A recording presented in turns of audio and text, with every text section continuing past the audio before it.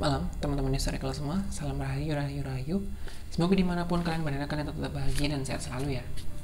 Oke, malam ini jam 11 malam menjelang tengah malam, kita baru shoot karena cari feel yang enak dan juga nggak terlalu berisik. Oke, malam ini kita lama nggak ketemu di penelusuran, jadinya kita di segmen History Chat dulu. Kali ini kita akan membahas sesuatu yang sering kita temui sehari-hari, sering kita dengar sehari-hari, dan sudah banyak dibahas oleh banyak orang, berbagai kalangan juga. Malam ini kita akan membahas tentang portal gaib atau gerbang dunia lain. Sebetulnya apa sih portal gaib itu? Kita hidup berdampingan dengan alam yang tidak terlihat, karena alam manusia adalah alam yang terlihat, yang kasat mata. Kemudian alam mereka entitas astral yang tidak terlihat. Ada yang mengatakan alam lahut dan alam nasut. Kemudian ada yang mengatakan juga alam malakut dan alam jabarut. Dan juga ada yang mengatakan juga alam dunia atau alam manusia dan juga alam gaib. Alam dunia sendiri tidak hanya ditempati oleh manusia, tetapi juga hewan, tumbuhan, dan lain-lain yang bisa kita lihat secara kasat mata. Sedangkan alam gaib itu alam astral yang tidak mudah diakses dengan indera penglihatan biasa. Sebetulnya sering kita bersinggungan dengan hal-hal ini, dengan portal gaib maupun gerbang dunia lain, tetapi kita kadang sadar atau tidak sadar dan sering melakukan ataupun secara sengaja ataupun tidak sengaja. Beberapa tempat-tempat yang diyakini memiliki portal gaib ataupun gerbang dunia lain yang terbuka lebar dan mudah untuk diakses, seperti antara lain di daerah pegunungan, kemudian di daerah lautan, di daerah hutan-hutan, dan juga tempat yang dianggap keramat ataupun tempat-tempat yang disucikan. Sehingga seringkali kan kita sering mendengar tuh ada pendaki yang tersesat di gunung, ataupun mobil yang tiba-tiba masuk ke area yang tidak lazim, seperti yang kemarin terjadi di Jawa Timur dan Jawa Tengah. Ada truk dan juga mobil yang masuk ke tengah hutan. Infonya mereka itu mengikuti GPS dari Maps, dari peta online. Mereka mengikuti itu, lalu secara sadar tidak sadar terbawalah mereka ke tengah hutan. Banyak yang bilang mereka itu berhasil menembus portal gaib secara tidak sengaja, sehingga mereka bisa sampai di tempat tersebut. Gitu. Ada beberapa hal yang perlu diperhatikan mengenai portal gaib ataupun gerbang dunia lain. Di antaranya adalah bahwa portal gaib atau gerbang dunia ini tidak bisa sembarang diakses untuk tujuan-tujuan yang katakanlah sepele, ataupun hanya untuk coba-coba, ataupun hanya untuk membuktikan keberadaannya benar atau tidak.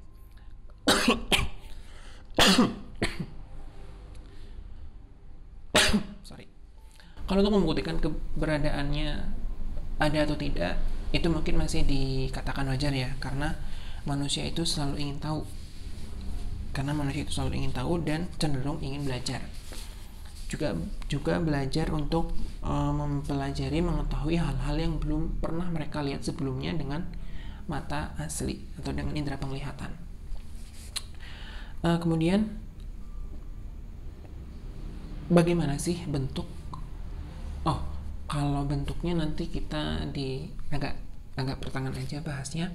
Nanti akan ada beberapa ilustrasi simple tentang bagaimana bentuk portal gaib itu sendiri. Portal gaib itu sendiri fungsinya apa sih sebetulnya untuk kehidupan kita? Kehidupan kita dan kehidupan mereka itu hampir sama. Mereka juga melakukan aktivitas jual beli, memiliki keluarga, kemudian melakukan aktivitas seperti biasa, belajar, mengajar, jual beli, memiliki kawasan sendiri, memiliki negara sendiri, memiliki daerah sendiri, dan memiliki pimpinan sendiri masing-masing. Nah, seyoginya kita sebagai manusia yang notabene diberi akal, diberi pikiran yang lebih daripada mereka, kita harus lebih bersikap bijaksana dengan tidak sembrono ataupun tidak semaunya sendiri. Oleh karena itu, mengapa orang-orang zaman dulu itu selalu mengingatkan kita ketika keluar rumah maka dianjurkan untuk berdoa, ketika naik kendaraan dianjurkan untuk berdoa, ketika hendak bepergian ke satu tempat yang jauh dianjurkan untuk berdoa. Karena apa? Karena berdoa sebelum bepergian ataupun memasuki tempat yang baru ataupun bepergian jauh itu simple case yang orang jarang perhatikan. Hal-hal simple sebetulnya, tapi orang itu jarang mau melakukan karena mereka sudah terbuai ekspektasi akan tempat yang akan dikunjungi, kemudian terbayang akan perjalanan, terpikir akan biaya perjalanan dan lain-lain. Sehingga hal-hal ini yang sering dilupakan oleh kebanyakan orang. Kemudian siapa sajakah yang mampu untuk mengakses ataupun masuk di portal gaib atau gerbang dunia lain tersebut? Banyak yang bilang, kalau misalnya dia bisa kayak gitu kan dia anak yang katakanlah berbakat supranatural, punya kemampuan supranatural, kemudian dikatakanlah indigo atau sebagai macam lah, itulah namanya. Sebetulnya orang awam pun bisa untuk mengakses portal gaib ataupun gerbang dunia lain, karena setiap orang masing-masing memang dibekali dengan bekal spiritual ataupun bekal bakat supranatural spiritual sejak dia lahir. Tetapi seiring dia berkembang dewasa, seiring dia bertumbuh beranjak dewasa, maka kemampuan tersebut lama-lama terkikis seiring berjalannya usia, seiring dengan permasalahan yang dia hadapi, seiring dengan permasalahan, kemudian alur kehidupan yang dia jalani, dan juga pola hidup yang dia terapkan. Contoh faktor yang mempengaruhi dari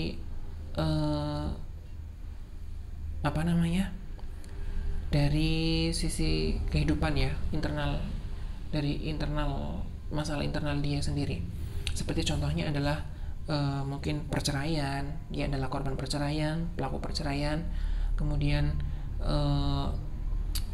dia pernah mengalami keguguran ataupun kegagalan pernikahan, diselingkuhi, ataupun juga rasa depresi yang berat, kekecewaan yang berat.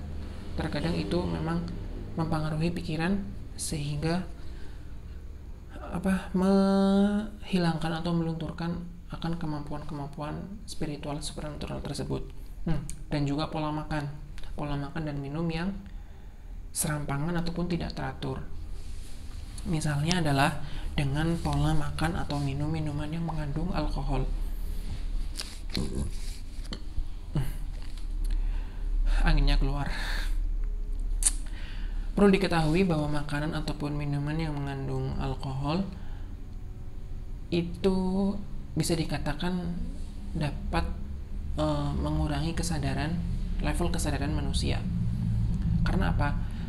Ketika seseorang ingin mengakses portal gaib ataupun gerbang dunia lain, maka dia dibutuhkan kesadaran yang terkontrol dan juga tubuh yang benar-benar fit ataupun sehat. Kalau misal tubuh itu sudah tercemari oleh alkohol dan sebagainya, tercemari dengan secara rutin, maka akan sulit untuk mengakses portal gaib ataupun gerbang dunia lain tersebut. Sekalipun bisa terakses, maka akan muncul resiko-resiko yang tidak dibayangkan sebelumnya. Gitu. Karena ya seperti itu, karena alkohol ataupun sesuatu yang memabukkan itu kan menghilangkan kesadaran manusia. Berapa persen maka kesadaran mereka akan hilang. Maka tidak dianjurkan atau kurang dianjurkan bagi mereka yang menekuni dunia-dunia seperti itu, yang ingin mengakses keluar masuk portal gaib, keluar masuk gerbang dunia lain, untuk menerapkan pola hidup tersebut. Kita ini bukan bicara boleh atau enggaknya ya Pak ya. Itu kembali ke persepsi masing-masing, karena segmen ini adalah pengalaman pribadi dari tim Historical Channel sendiri, termasuk saya sendiri. Ini semua adalah pengalaman pribadi.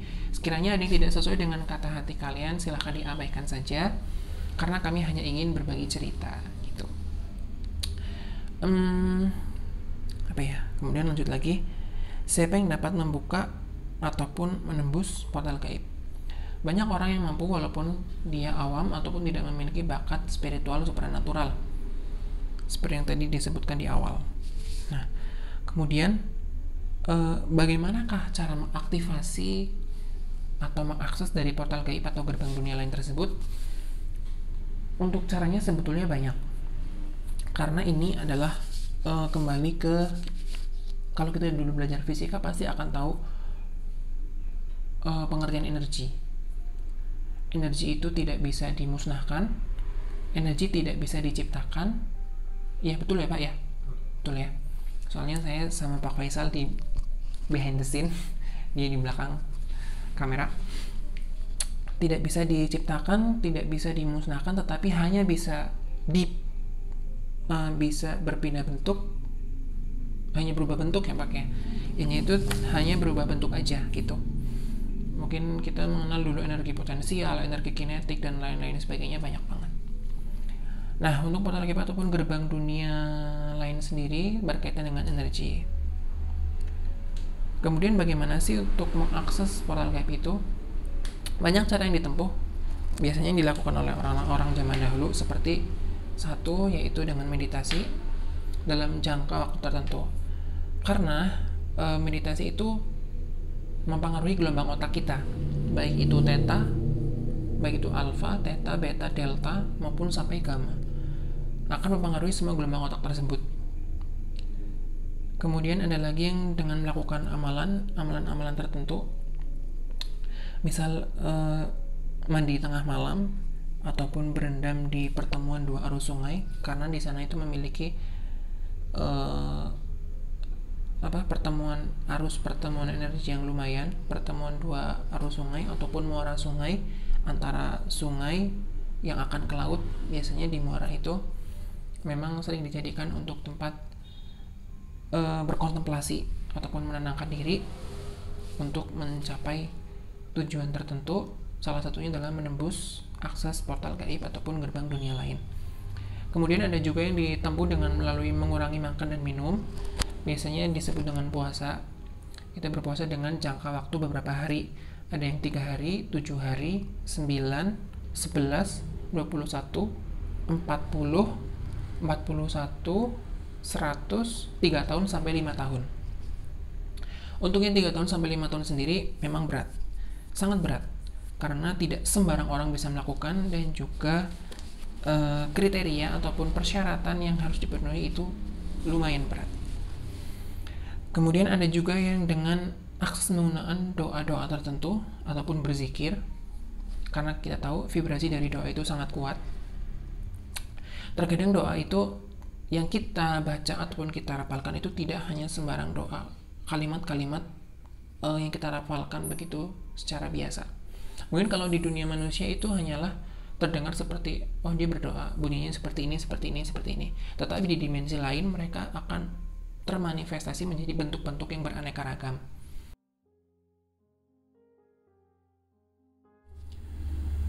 Beberapa reaksi yang ditimbulkan ketika seseorang itu mencoba mengakses portal gaib ataupun gerbang dunia lain adalah, satu, yang paling umum adalah merinding. Merinding itu dari leher, dari tengkuk, kadang sampai pinggang, itu kadang rasanya merinding. Kemudian yang kedua adalah rasa yang sangat dingin. Rasa yang sangat dingin di area tengkuk, belakang telinga, sampai ubun-ubun. Kemudian yang ketiga, rasa mual. Nah, biasanya rasa mual ini bisa dirasakan oleh orang-orang yang memiliki kepekaan dengan dimensi yang tidak terlihat. Kemudian yang keempat adalah rasa kantuk. Rasa kantuk yang luar biasa. Biasanya ini terjadi ketika portal gaib ataupun gerbang dunia lain itu sudah terbuka lebar. Biasanya pancaran energinya biasanya menimbulkan kantuk di lokasi tersebut. Itu. Kemudian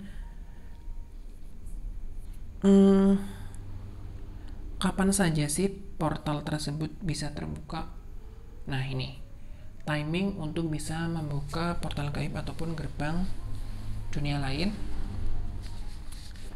sudah kita kenal di banyak banyak tayangan, banyak tulisan maupun keterangan-keterangan yang memaparkan waktu-waktu yang memudahkan kita untuk mengakses ke portal gaib ataupun gerbang dunia lain. Salah satu contohnya adalah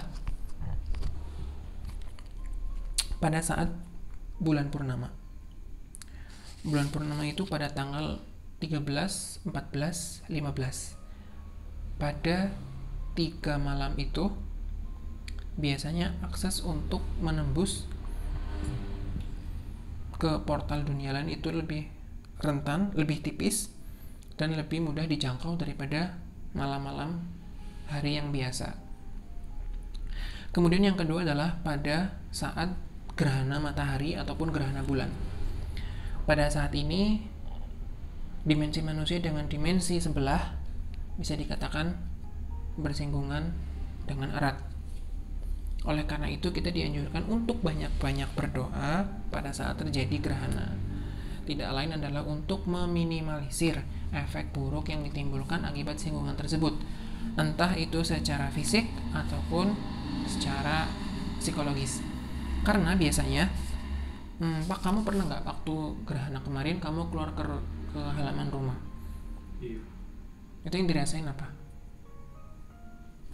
Aku sih biasanya hawa dingin sih waktu pas gerhana matahari cincin apa ya waktu itu.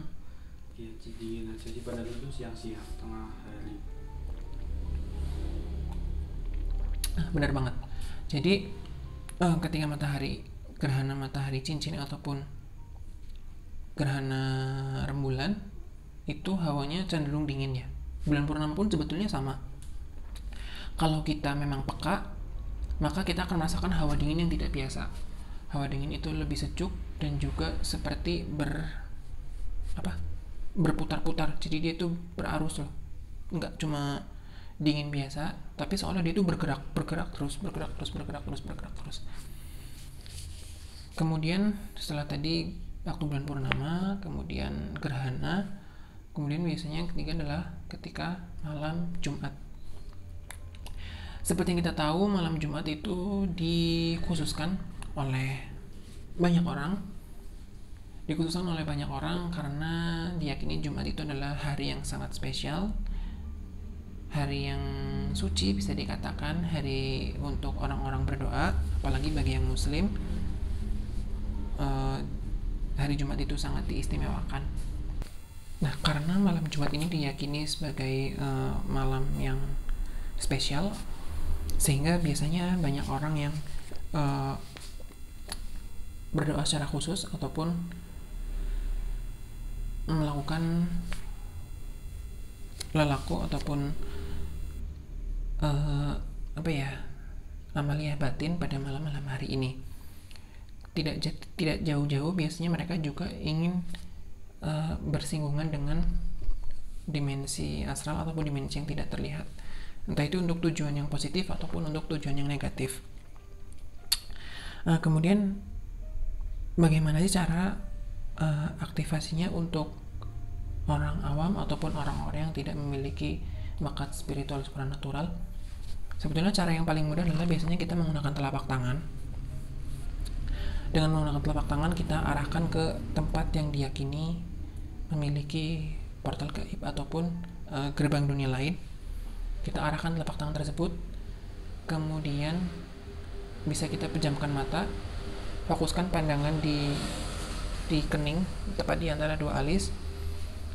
Terus kita katakan dalam hati kalau kita minta izin ingin merasakan energi ataupun getaran yang ada di tempat tersebut, sambil kita arahkan sekeliling telapak tangan kita ke tempat yang diyakini ada portal gaibnya. Nah, biasanya reaksi dari telapak tangan itu macam-macam. Ada yang panas, ada yang seperti tusuk-tusuk jarum, kemudian ada yang seperti angin yang memusar di telapak tangan. Biasanya reaksinya yang umum dirasakan itu seperti itu. Terus apa ya? Oh ya, antara alam manusia dan alam yang tidak terlihat ataupun dikatakan alam gaib, banyak penyebutan dalam hal ini. Ada yang mengatakan alam jin dan alam manusia. Ada lagi yang mengatakan alam lahut dan kemudian alam nasut. Ada yang mengatakan alam malakut, alam jabarut. Ada yang membagi lagi secara dimensi asal itu yang berbangsa daratan dan juga berbangsa lautan. Kemudian bagaimana sih bentuk? Nah, ini bentuk-bentuk beberapa portal gaib ataupun gerbang dunia lain yang pernah tim historical lihat dan rasakan di beberapa lokasi. Untuk yang pertama ini kita ilustrasi gampangan ya. Jadi maaf kalau gambarnya agak jelek. Ini yang ini.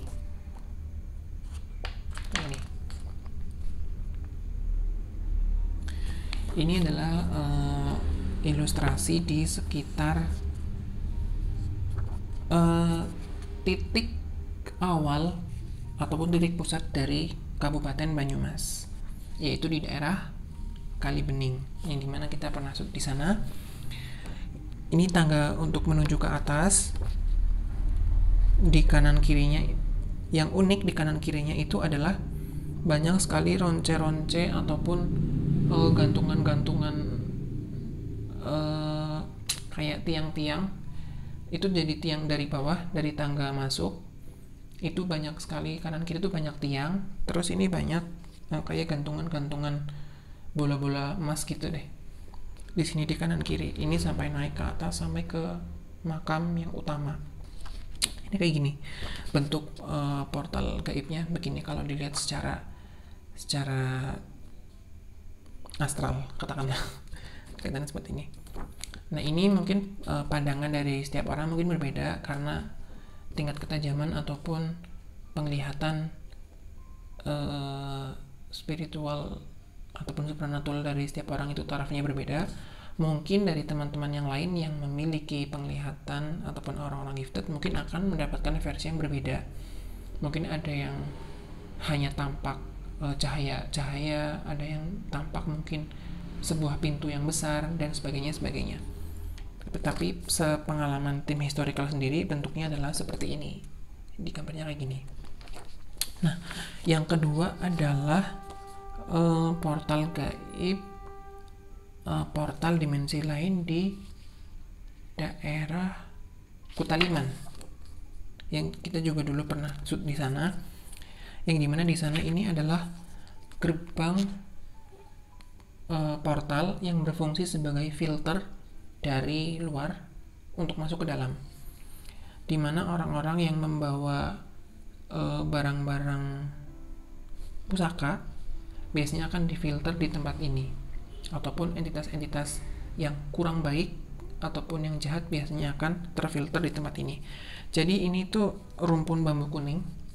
Rumpun bambu kuningnya itu ada dua, di sebelah kanan sama kiri. Di sebelah kanan itu lebih lebat rumpunnya, dan sebelah kiri lebih tipis. Kemudian tembus ke sana itu gerbang. Nah, di antara dua rumpun ini ada satu